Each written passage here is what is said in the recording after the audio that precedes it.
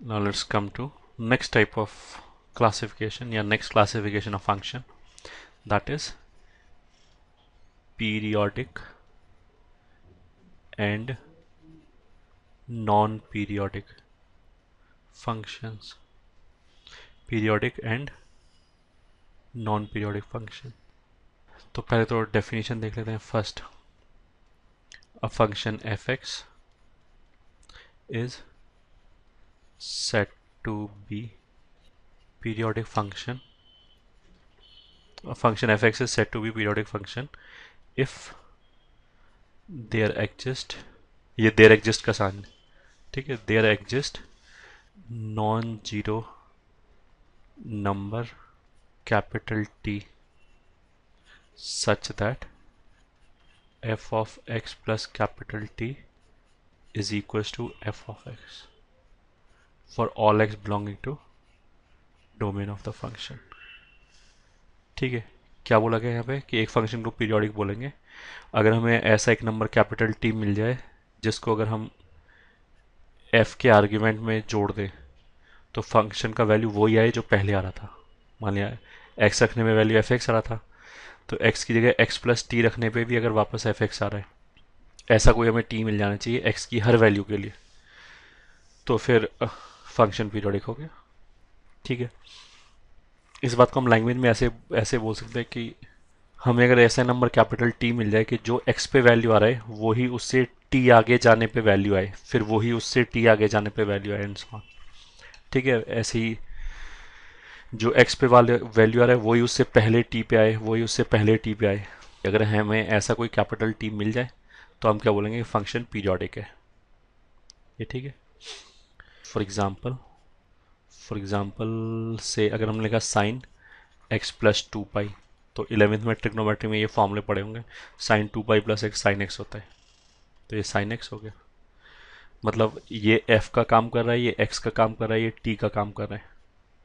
तो ये left hand side हो गया f of x plus T, और राइट हैंड साइड हो गया ये f बोला था हमने, साइन f का काम कर रहा है, x तो x का ही काम कर रहा है, तो ये x हो गया. तो ये स्टेटमेंट बन गया f of x plus T बराबर fx. तो ऐसा एक t हमें मिल गया, उससे हमें क्या पता लगा कि साइन x एक पीरियोडिक फंक्शन है. ठीक है, ऐसे ही मान लिया अगर हम बोलें कि फ्रैक्शनल पार्ट ऑफ x में मान लिया हमने 5 जोड़ा, तो फ्रैक्शनल पार्ट का जब ग्राफ पढ़ाया गया था उस टाइम पे बोला गया था, फ्रैक्शन पार्ट ऑफ x का जब ग्राफ पढ़ाया गया था उस टाइम पे बोला गया था कि x प्लस आई x के बराबर होगा. ठीक है, तो अब वापस फ्रैक्शनल पार्ट f का काम कर रहा है, ये x का काम कर रहा है, ये t का काम कर रहा है, ये f हो गया, फिर ये x हो गया. तो ये क्या लिखा हुआ effectively f of x plus T बराबर f ऑफ x. तो इसका मतलब क्या हो गया, this implies fractional part of x is a periodic function. ठीक है, ओके. अब note 1, if x plus t is equals to fx for all x belonging to domain of the function. ठीक है, then capital T is called, या capital of mod t, mod of capital T is called period of function. वैसे function में जब हमने graph पढ़ाया था उस टाइम पे हमने पीरियड को एक बहुत एलिमेंट्री वे में इंट्रोड्यूस किया था. वहाँ पे हम लोगों ने क्या बोला था कि फंक्शन पीरियोडिक होगा अगर उसका ग्राफ बार बार अपने आप को रिपीट करे दोनों साइड पे, इधर भी एंड लेफ्ट हैंड साइड पे भी, मतलब प्लस इन्फिनिटी तरफ भी माइनस इन्फिनिटी तरफ भी. ओके, दोबारा, if F of, first note है, if F of X plus T is equals to F X for all X belonging to domain of F, then capital T is called period of the function. ठीक है, and minimum value of capital T is called, and the minimum value of capital T is called fund, capital T नहीं मतलब mod लगा लिया क्योंकि negative positive कुछ भी हो सकती है, is called fundamental period of function. ठीक है, उसका इसका मतलब क्या है कि यहाँ पे जो t का मिनिमम पॉसिबल वैल्यू है जो हम कम से कम रख सकते हैं, वो जो मिनिमम पॉसिबल वैल्यू है that will be called fundamental period, और t का कोई भी वैल्यू जिसके लिए सेटिस्फाई हो जाए that will be called period of the function. ठीक है, फॉर एग्जाम्पल अगर जैसे मान लिया मैंने ऐसे लिखा कि fraction part of X plus 3, ये फ्रैक्शन पार्ट ऑफ एक्स होता है, बिल्कुल सही है। तो यहाँ पे ये टी का काम कर रहा है। Fractional part of X plus 4, ये फ्रैक्शनल पार्ट ऑफ एक्स होता है, हाँ ये भी सही है। अगर मैं लिखूँ fractional part of X plus 2, ये फ्रैक्शनल पार्ट ऑफ एक्स होता है, ये भी सही है। अगर मैं बोलूँ fractional part of X plus 1, ये फ्रैक्शनल पार्ट ऑफ एक्स होगा, तो ये भी सही है। कुछ एक्स के लिए तो हो ही जाएगा। अच्छा, तो उसका मतलब क्या है कि 3 हो गया, 4 हो गया, 2 हो गया, या ये 1 हो गया, ये सब पीरियड हैं, इन सबको पीरियड बोल सकते हैं। ठीक है, इन सबको कैपिटल टी पीरियड बोल सकते हैं। बट इन सब में सबसे छोटा नंबर कौन सा है? 1। अच्छा, 1 से छोटा कोई नंबर ऐसा नहीं आएगा, क्योंकि जो जिसके लिए सेटिस्फाई हो जाए। मतलब अगर मैं बोलूँ fraction part of X plus half, fractional part of x होगा क्या? ठीक है, तो नहीं होगा, ये गलत है, नहीं होगा। अंदर अगर इंटीजर है तो वो खत्म हो जाएगा।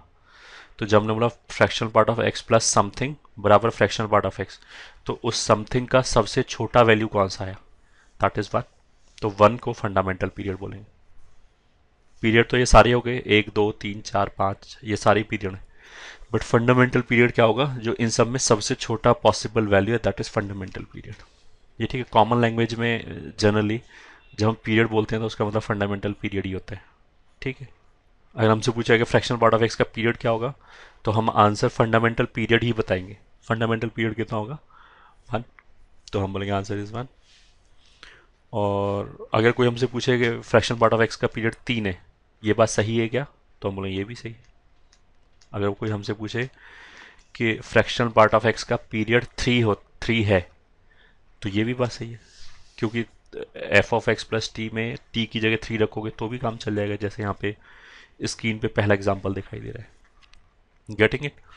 इसको हम ऐसे ही बोल सकते हैं कि अगर फंडामेंटल पीरियड कैपिटल टी है, तो फंडामेंटल पीरियड का कोई भी इंटीग्रल मल्टीपल, मतलब फंडामेंटल पीरियड मान लें अगर 4 है, तो 4 का कोई भी मल्टीपल निकाल लो, 8 12 16 32 64, ये सब पीरियड हो जाएंगे। फंडामेंटल पीरियड के सारे इंटीग्रल मल्टीपल पीरियड हो जाएगा, ये बताया गया। ठीक है, ये तो हमारा फर्स्ट पॉइंट हो गया। तो अगर हमने हमसे पूछा कि साइन एक्स का पीरियड क्या है, तो हम बताएंगे 2 पाई। कोई पूछे कि साइन एक्स का पीरियड 4 पाई होगा क्या, तो बिल्कुल हो जाएगा। क्यों? क्योंकि 4 पाई जो है वो 2 पाई का इंटीग्रल मल्टीपल है। ठीक है, अगर कोई हमसे पूछे कि पीरियड 3 पाई होगा क्या, तो नहीं होगा, क्योंकि 3 pi is not multiple of 2 pi. Getting it? Okay.